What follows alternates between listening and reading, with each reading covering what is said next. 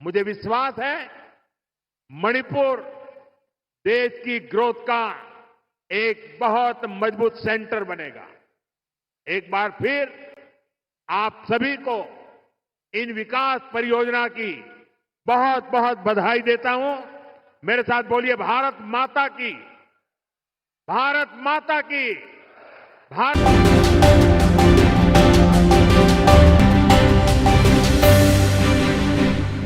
भारत माता की, भारत माता की, भारत माता की। मणिपुर के गवर्नर श्रीमान अजय भल्ला जी, राज्य प्रशासन के अन्य अधिकारीगण और मणिपुर के मेरे प्यारे भाइयों और बहनों, नमस्कार। आज मणिपुर के विकास के लिए हजारों करोड़ रुपए के प्रोजेक्ट्स का शिलान्यास और लोकार्पण हुआ है। ये प्रोजेक्ट आप सभी लोगों की ईज ऑफ लिविंग बढ़ाएंगे, यहां इंफ्रास्ट्रक्चर को मजबूत करेंगे और मणिपुर के युवाओं के लिए, यहां के बेटे बेटियों के लिए एम्प्लॉयमेंट के नए मौके भी बनाएंगे।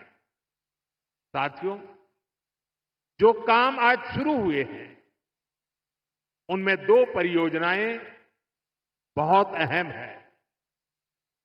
मणिपुर अर्बन रोड्स प्रोजेक्ट, जिसकी लागत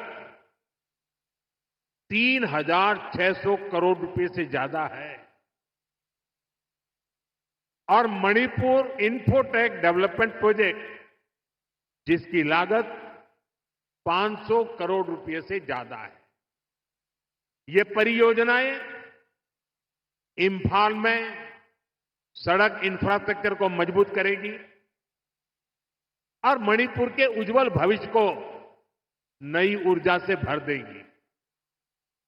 मैं मणिपुर के लोगों को सभी इस विकास योजनाओं के लिए बहुत बहुत बधाई देता हूं, अपनी शुभकामनाएं देता हूं। साथियों, आजादी के बाद देश के पश्चिमी और दक्षिणी हिस्से के बड़े शहरों में विकास हुआ, वहां सपने पले, नौजवानों को नए मौके मिले। अब 21वीं सदी का ये समय ईस्ट का है, नॉर्थ ईस्ट का है। इसलिए मणिपुर के विकास को भारत सरकार ने निरंतर प्राथमिकता दी है। इसी का परिणाम है कि मणिपुर की विकास दर लगातार बढ़ रही है। 2014 से पहले मणिपुर की विकास दर 1% से भी कम थी, 1% भी नहीं थी। अब मणिपुर पहले से कई गुना तेजी से आगे बढ़ रहा है। मणिपुर में इंफ्रास्ट्रक्चर निर्माण का नया दौर शुरू हुआ है। मुझे संतोष है, मणिपुर में सड़कें बनाने की, नेशनल हाईवेज बनाने की रफ्तार भी कई गुना बढ़ी है। यहां गांव-गांव तक सड़कें पहुंचाने के लिए भी तेजी से काम हो रहा है। साथियों, हमारा इंफाल संभावनाओं का शहर है। मैं इंफाल शहर को भी विकसित भारत के उन शहरों के रूप में देखता हूं जो हमारे यूथ के सपनों को पूरा करेगा, देश के विकास को गति देगा। इसी सोच के साथ यहां स्मार्ट सिटी मिशन के तहत अनेक प्रोजेक्ट्स पूरे किए गए हैं। सैकड़ों करोड़ रुपए के और भी कई प्रोजेक्ट पर तेजी से काम किया जा रहा है। साथियों, इंफाल हो, मणिपुर के दूसरे इलाके हो, यहां स्टार्टअप्स के लिए, टेक्नोलॉजी आधारित उद्योगों के लिए नए मौके बन रहे हैं। आईटी स्पेशल इकोनॉमिक जोन, इससे इन संभावनाओं को बल मिलेगा। इस जोन की पहली बिल्डिंग भी ऑलरेडी बन चुकी है। मणिपुर में नई सिविल सेक्रेटेरिएट की बिल्डिंग बनाने की मांग बहुत पुरानी थी। अब ये बिल्डिंग भी तैयार है। इस नई बिल्डिंग से नागरिक देवो भव के मंत्र को और मजबूती मिलेगी। साथियों, मणिपुर के अनेक साथी कोलकाता और दिल्ली भी आते जाते रहते हैं।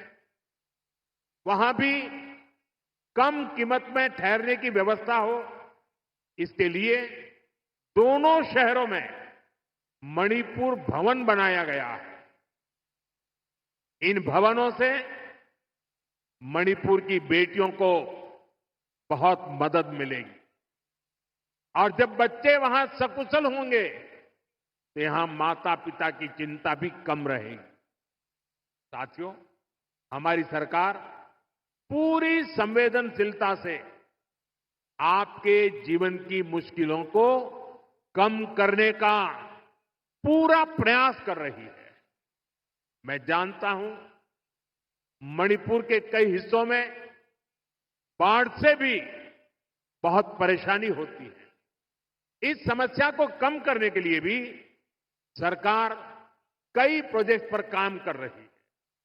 साथियों, मणिपुर देश का वो राज्य है जहां माताएं बहनें इकोनॉमी के फोरफ्रंट में है। ईमा कैथल की परंपरा इसका बहुत बड़ा प्रमाण है। मैं नारी शक्ति को भारत के विकास की, आत्मनिर्भर भारत की भी धुरी मानता हूं। इसकी प्रेरणा हम यहां मणिपुर में देख रहे हैं। यहां हमारी सरकार बनने के बाद हमने महिलाओं के लिए स्पेशल हाट बाजार, ईमा मार्केट का निर्माण शुरू किया था। मुझे खुशी है कि आज 4 ईमा मार्केट का भी उद्घाटन किया गया है। इन ईमा मार्केट से मणिपुर की बहनों को बहुत मदद मिलेगी। साथियों, देश के हर नागरिक का जीवन आसान बनाना ये हमारा लक्ष्य है। मणिपुर ने तो वो पुराने दिन देखे हैं जब यहां सामान पहुंचाना कितना मुश्किल होता था। रोजमर्रा की चीजें सामान्य परिवारों की पहुंच से बाहर होती थी। बीते सालों में हमारी सरकार ने उन पुरानी परेशानियों से मणिपुर को बाहर निकाला है। मैं आप सभी के लिए एक और खुशखबरी लेकर आया हूं। हमारी सरकार चाहती है आपकी बचत बढ़े, आपका जीवन और आसान बने। इसलिए अब सरकार ने जीएसटी को बहुत कम कर दिया है। इससे मणिपुर वालों को डबल फायदा होगा। इससे हर रोज इस्तेमाल होने वाली अनेक चीजें जैसे साबुन, शैम्पू, हेयर ऑयल, कपड़े, जूते, ये सब सस्ती हो जाएंगी। सीमेंट और घर बनाने के सामान की कीमतें भी कम होने जा रही है। सरकार ने होटलों पर, खाने पीने पर भी जीएसटी को बहुत कम कर दिया है। इससे यहां के गेस्ट हाउस वालों को, टैक्सी ढाबे वालों को बहुत फायदा होगा। यानी यहां पर टूरिज्म बढ़ाने में भी मदद मिलेगी। साथियों, मणिपुर की हजारों वर्ष पुरानी समृद्ध विरासत है। यहां संस्कृति की जड़ें मजबूत है, गहरी है। मणिपुर मां भारती के मुकुट पर सजा मुकुट रत्न है। इसलिए हमें मणिपुर की विकासवादी छवि को निरंतर मजबूत करना है। मणिपुर में किसी भी तरह की हिंसा दुर्भाग्यपूर्ण है।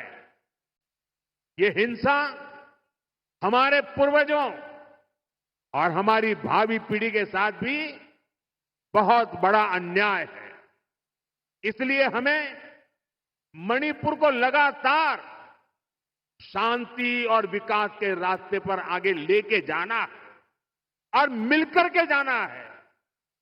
भारत की आजादी की लड़ाई में, भारत की रक्षा में मणिपुर के योगदान से हमें प्रेरणा लेनी है।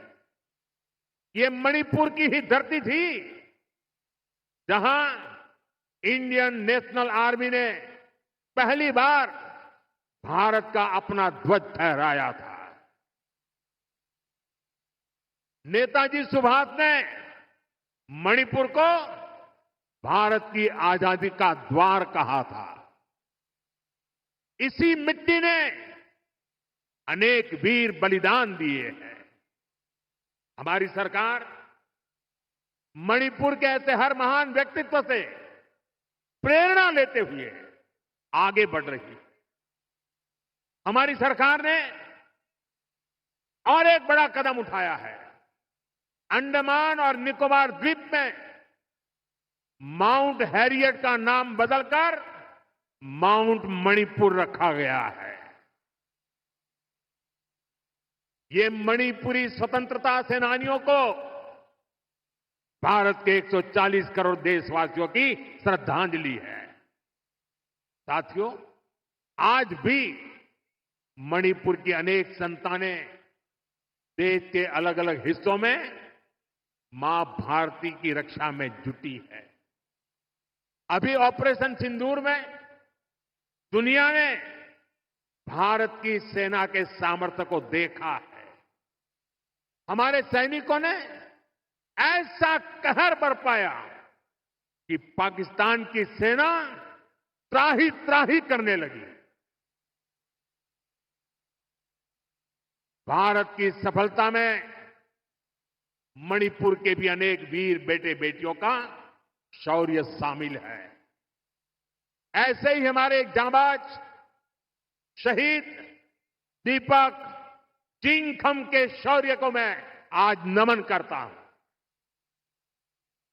ऑपरेशन सिंदूर के दौरान उनका बलिदान देश हमेशा याद रखेगा। साथियों, मुझे याद है कि साल 2014 में जब मैं यहां आया था तब मैंने एक बात कही थी। मैंने कहा था कि मणिपुरी संस्कृति के बिना भारतीय संस्कृति अधूरी है और मणिपुर के खिलाड़ियों के बिना भारत के खेल भी अधूरे हैं। मणिपुर का नौजवान तिरंगे की शान के लिए जी जान से जुटने वाला नौजवान है। उसकी पहचान को हमें हिंसा के काले साए में दबने नहीं देना है। साथियों, आज जब भारत ग्लोबल स्पोर्ट्स का पावर हाउस बन रहा है तब मणिपुर के नौजवानों का दायित्व और भी अधिक है। इसलिए तो पहली नेशनल स्पोर्ट्स यूनिवर्सिटी के लिए भारत सरकार ने मणिपुर को चुना। खेलो इंडिया स्कीम और ओलंपिक पोडियम स्कीम से आज मणिपुर के अनेक खिलाड़ियों को प्रोत्साहन दिया जा रहा है। मणिपुर के युवाओं के लिए यहां आधुनिक स्पोर्ट्स इंफ्रास्ट्रक्चर भी बनाया जा रहा है। पोलो को बढ़ावा देने के लिए यहां दुनिया की सबसे ऊंची पोलो प्रतिमा के साथ मार्जिन पोलो कॉम्प्लेक्स स्थापित किया गया है। यहां के ओलंपियंस को सम्मानित करने के लिए ओलंपियन पार्क भी बनाया गया है। कुछ दिन पहले ही सरकार ने नेशनल स्पोर्ट्स पॉलिसी खेलो इंडिया नीति इसकी घोषणा की है। इसे आने वाले समय में मणिपुर के नौजवानों को बहुत अधिक फायदा मिलेगा। साथियों, मणिपुर में शांति और स्थिरता आए, यहां के लोगों के हित सुरक्षित रहे, जो कैंपों में रहने को मजबूर है उनका जीवन फिर पटरी पर आए, इसके लिए हमारी सरकार निरंतर काम कर रही है। सरकार द्वारा विस्थापितों के लिए 7,000 नए घर स्वीकृत किए गए हैं। हाल ही में केंद्र सरकार ने मणिपुर के लिए लगभग 3,000 करोड़ रुपए का विशेष पैकेज भी घोषित किया है।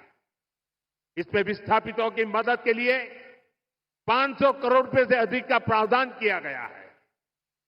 जिन्होंने हिंसा की आंच सही है वो जल्द से जल्द सामान्य जीवन की तरफ लौटे, ये हमारी बहुत बड़ी प्राथमिकता है।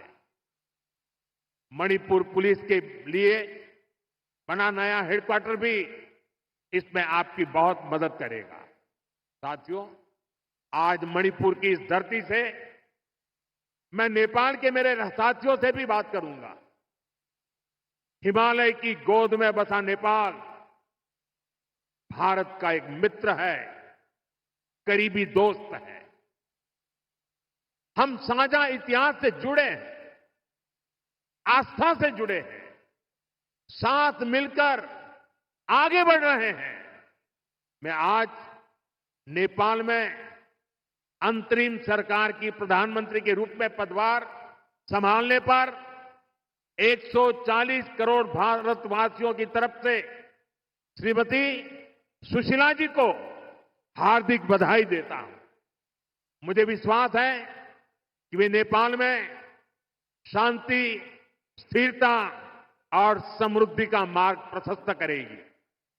नेपाल की पहली महिला प्रधानमंत्री के रूप में सुशीला जी का आना महिला सशक्तिकरण का वह बहुत उत्तम उदाहरण है।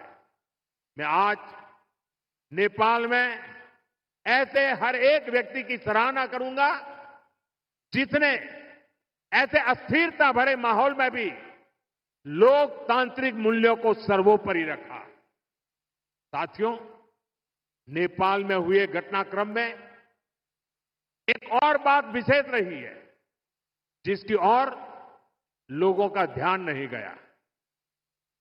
पिछले 2-3 दिनों से नेपाल के युवक युवतियां नेपाल की सड़कों पर सफाई और रंग रोगन का काम बड़ी मेहनत और पवित्रता के भाव से करते हुए देखे जा रहे हैं। सोशल मीडिया पर आ रही उनकी तस्वीरें मैंने भी देखी है। उनकी ये सकारात्मक सोच, ये सकारात्मक कार्य न केवल प्रेरणादायक है बल्कि ये नेपाल के नवोदय का स्पष्ट संकेत भी है।